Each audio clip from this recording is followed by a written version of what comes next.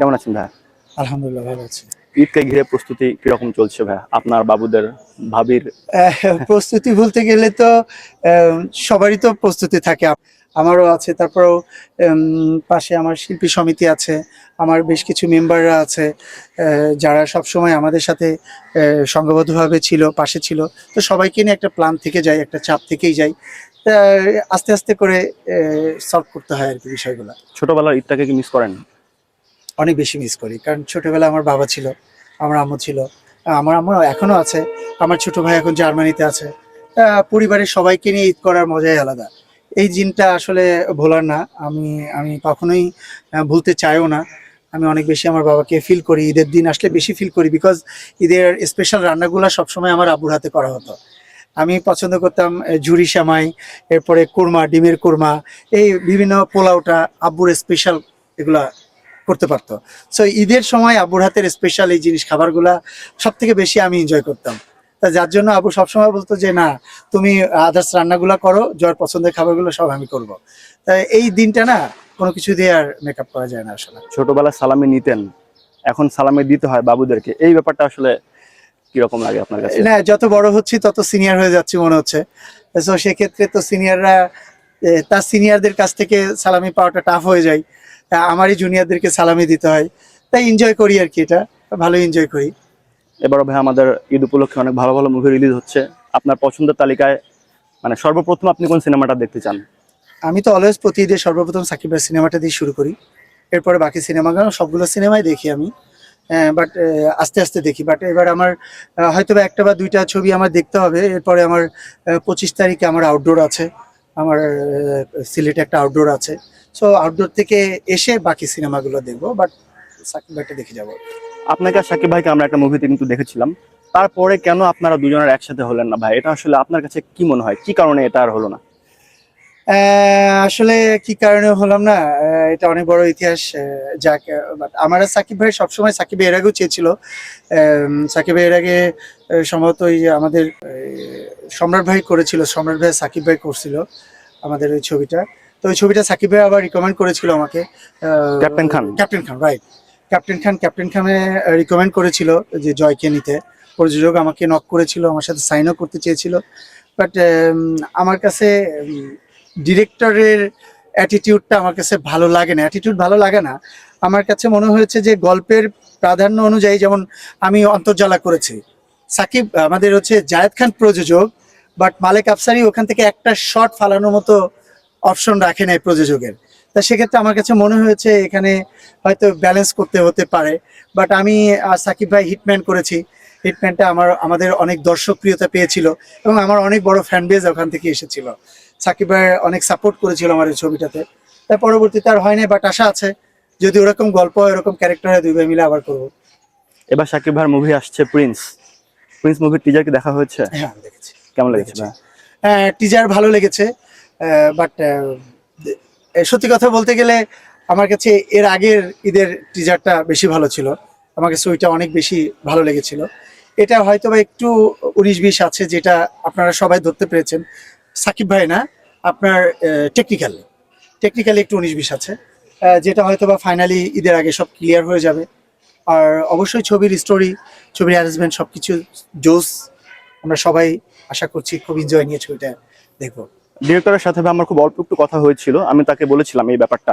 আপনি যেটা বললেন টেকনিক্যালি, তো উনি বলেছে আমরা খুব চেষ্টা করছি ভাই, দিন রাত এক করে। এই যে তাদের এই যে কষ্টটা, এইটাকে আপনি কিভাবে দেখছেন? এটাকে অবশ্যই একটা ছবি দিয়ে আসবে, এটা তাদের স্বপ্ন। প্রযোজকের স্বপ্ন থাকে, হিরোর স্বপ্ন থাকে, পরিচালকের স্বপ্ন থাকে। তা আমার মনে হয়, আমি বিশ্বাস করি, এবং আমি আমার দর্শকদেরকে যারা আছে তাদেরকে অবশ্যই বলবো বাংলা চলচ্চিত্র সবসময় সাপোর্ট করার জন্য। আমার মনে হয় তারা যে কষ্টটা করতেছে, আল্লাহ পাক তাদের সার্থক করবে। ভাই রিসেন্টলি আমরা যদি দেখি বিগত 2-1 বছরের মধ্যে কোনো একটা নায়কের যদি সিনেমাটা একটু ভালো চলে, সেক্ষেত্রে তারা শাকিব ভাইকে টেনে আনে যে এই যে শাকিব খানের দিন শেষ। এই যে এই তাদের এটা ভাই ভুয়া কথা। কিভাবে দেখেন? এটা আমি কখনোই এটা সাপোর্ট করি না। আমি কখনো এটা সাপোর্ট করি না। দিন শেষের কিছু নাই ভাই। তোমার ছবি ভালো যাচ্ছে, আমার ছবি ভালো যাচ্ছে, আমার দর্শক তো আলাদা। যার যার দর্শক কিন্তু আলাদা। আলাদাই যদি না হতো, তাহলে আপনি আমাকে গালি দিচ্ছেন ফেসবুকে, আবার আমারই দর্শক কিভাবে আপনাকে কাউন্টার দিচ্ছে। তাই যদি না হতো, দর্শক আলাদাই যদি না হতো, তা সেক্ষেত্রে সবারই দর্শক আলাদা। আর সাকিব ভাই যে দর্শক আছে তারা সবার ছবি দেখে, যেহেতু তারা অনেক পুরাতন দর্শক, আর আমাদের তো সবারই নতুন দর্শক। তা সেক্ষেত্রে আমার মনে হয় যার যার মতো করে যার যার ছবি ভালো করতেছে, এটা সমষ্টিগতভাবে চলচ্চিত্রের জন্য উন্নয়ন, চলচ্চিত্রের জন্য ভালো। কিন্তু কারোর সঙ্গে কারোকে কোয়ালিটি ম্যাচ করা বা কারোর সঙ্গে কারোর তুলনা দেওয়া, এটা আমি বিলিভ করি না, আমি কখনোই বিলিভ করি না। অবভিয়াসলি সাকিব ভাইয়ের সঙ্গে তো নাই, সাকিব ভাই এমন একটা স্টেজে চলে গেছে, তাকে ধরার মতো অপশন আর বাংলাদেশে কারণ নাই। আর সেইভাবে চলচ্চিত্র, আগে একটা বছরে প্রায় 50-60টা চলচ্চিত্র হতো, আর এখন কি অবস্থা। আগে 1200, 1400, 1500 হল ছিল যখন থেকে সাকিব খান হয়েছে, আর এখন আমাদের হলের কি অবস্থা। সাকিব ভাইকে ধরতে গেলে আরো 10 যুগ পার হয়ে যাবে আমাদের। ভাইয়া বিগত বছরগুলোতে আমরা দেখেছি যে সাকিব ভাইয়ের মুভিগুলোকে টার্গেট করে পাইরেসি করে দেওয়া হয়েছে। এই পাইরেসিটা আসলে আমাদের চলচ্চিত্রের জন্য কতটা মানে ভয়ঙ্কর ব্যাপার আপনার কাছে মনে হয়? অবশ্যই ভাই, অবশ্যই ভয়ঙ্কর ব্যাপার। এখন একটু কমেছে, বিগত বছরগুলোতে বেশি ছিল, এখন একটু কমেছে। আমার মনে হয় পাইরেসিটাই চলচ্চিত্রকে অনেক বেশি নষ্ট করে দিয়েছে। যেহেতু পাইরেসি যখন হয়, সব থেকে বেশি ক্ষতিগ্রস্ত হয় একজন প্রযোজক। সে প্রযোজক যখন ক্ষতিগ্রস্ত হয়, তখন তো তার পরবর্তীতে আর সিনেমা বানানোর কোনো আগ্রহ থাকে না। যখন প্রযোজক যখন একটা লগ্নিকৃত টাকা যদি 50% ওঠে, তারপরে সে ট্রাই করতে পারে যে না, নেক্সট টাইম আর একটা ট্রাই করি। তা যখন একটা পাইরেসি হয়, তখন আর সে অপশনটা থাকে না। সেক্ষেত্রে অবশ্যই অনেক বেশি প্রযোজক ক্ষতিগ্রস্ত হয়, সঙ্গে আমার ইন্ডাস্ট্রিও ক্ষতিগ্রস্ত হয়। ভাই আপনি একটা টাইমে বলেছিলেন বরবাদ মুভিটা দেখে আপনার কাছে মনে হয়েছে নতুনত্ব কিছু ছিল না।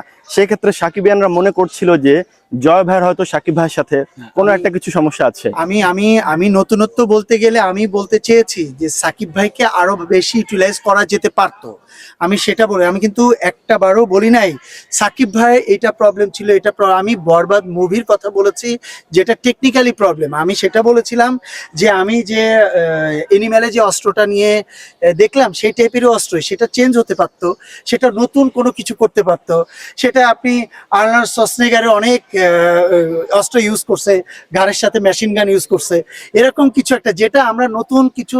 আমরা তো অ্যানিমেল তো সেই যে বছর দেখলাম ওই বছরই তো ছবিটা দেখলাম, তাহলে আমি কেন এক্সেপশনাল কিছু পেলাম না? একটু চেঞ্জ চাইলেই করা যেতে পারতো। আমরা ওই অস্ত্রটাই যেন বানাইতে পারলাম, তাহলে ওর থেকে ভিন্ন আরো বড় কিছু বানাতে পারতাম। আমি সেই জিনিসটা বলেছি, আমি মুভির কথা বলি না, আমাকে ট্রেলারের কথা বলছিল। আমি বলছি যে নতুনত্ব আমি ট্রেলারটাতে কিছু পাই নাই, ওরা এটাকে কেটে কেটে কেটে কেটে জোড়া লাগিয়ে এটা করছে। আমি তার পরবর্তীতে আমি তাদেরকে আমি নক করেছি, পুক করেছি যে আমি তো সেখানে আরো অনেক ভালো কথা বললাম, আপনারা কেন সে ভালোটা রাখলেন না? বলে যে ভাই সরি, আর এরকম আর হবে না। হ্যাঁ, আমাকে সরি বলছে তারা। তা আমি বললাম যে এটা তো আমি বললাম যেটা, আপনি শুধু আমার খারাপ কথাটাই রাখলেন, যেটা দর্শকদের কাছে খারাপ লাগবে, কিন্তু আমি যে আরো ভালো অনেক কিছু বললাম সেটা কেন রাখলেন না? তা যাই হোক, এটা ওরকম কিছু না। ভাইয়ের সাথে তো আমার অনেক সুন্দর সম্পর্ক। ভাই দেখা হলে দূর থেকেই আমাকে, দূর থেকেই ডাক দেয়, দূর থেকে আমি দূর দিয়ে ভাইয়াকে যাই, ভাইয়াকে জড়ায় ধরি, ভাই আমাকে জড়ায় ধরা, এটা আমাদের একটা সম্পর্ক। এবং সে জানে আমি কেমন ছেলে, সে আমার প্রতিটা মুভির ট্রেলার দেখে। হ্যাঁ, আমি এবং তার পাশে যারা আছেন তাদের সবাইকে ডিসকাস করে যে জয় এটা না, এটা করলে ভালো হতো, জয় এটা আরেকটু ভালো করলে ভালো হতো, এটা তারা আবার আমাকে সাজেশন দেয়। সো এটা আমার কাছে অনেক ভালো লাগার ব্যাপার। জয় ভাই সাকিব ভাইয়ের ফ্যানদেরকে কতটা ভালোবাসে, সাকিবিয়ানদেরকে? ভাই সাকিব ভাইকে তো আমি আগেই বলেছি যে সাকিব ভাইকে আমি হচ্ছে, সালমান শাহ ভাইকে আমার আইডল মনে করি, কিন্তু সাকিব ভাইয়ের আমার স্বপ্ন তুমি দেখার পর আমার মনে হয়েছে আমি বাংলা চলচ্চিত্রে হিরো হতে পারি। সো তার অ্যাক্টিং, তার ভালো মানে তার কাজ, তার কান্না, তার হাঁটা, সেটা সবকিছু আমাকে মুগ্ধ করে। আমি একজন আর্টিস্ট হিসাবে তাকে অনেক বেশি ভালোবাসি। আর সাকিব ভাইয়ের ফ্যান বেসদের যাদের কথা বলবো, আজকে ইন্ডাস্ট্রিতে টিকে আছে তাদের জন্য। তো আমি আমার মতো যারা আছে, হিরো যারা আছে, তারা সবাই তাদের কাছে কৃতজ্ঞ। ভাই সর্বশেষ একটা মানে একটা আমার অ্যাজ এ সাকিবিয়ান হিসেবে আপনি একটু ইনভাইট করে দেন সবাইকে যেন ঈদে প্রিন্স মুভিটা অবশ্যই সিনেমা হলে দেখতে যায়। আমি বাংলা চলচ্চিত্রের মানুষ, এই বাংলা চলচ্চিত্র টিকিয়ে রাখার দায়িত্ব শুধু আমাদেরই না, আপনাদের সবারই। এবং আমি, এবং যে চ্যানেল থেকে দেখছেন, আমার খুব ভাই, ক্লোজ ভাই, সে সাকিবিয়ান টিমেরই একজন মেন সদস্য। আমি জানতাম না এটা, আমি আজকে জানলাম, ইন্টারভিউ দিতে দিতে জানলাম। তো যাই হোক, আমি আপনাদের সবাইকে প্রিন্স সিনেমাটা দেখবেন অবশ্যই। আমাদের মেগাস্টারের ছবি দিয়ে এবারে শুরু করবেন বাংলা চলচ্চিত্রের স্বার্থে। থ্যাংক ইউ সবাইকে অসংখ্য ধন্যবাদ। সবাই চ্যানেলের সঙ্গে থাকবেন, সবাই আমাদের চলচ্চিত্রের পাশে থাকবেন। সবাইকে অসংখ্য ঈদের শুভেচ্ছা হবে আপনাকে জি, অনেক। ঈদ ঈদ মোবারক। মোবারক, ঈদ মোবারক।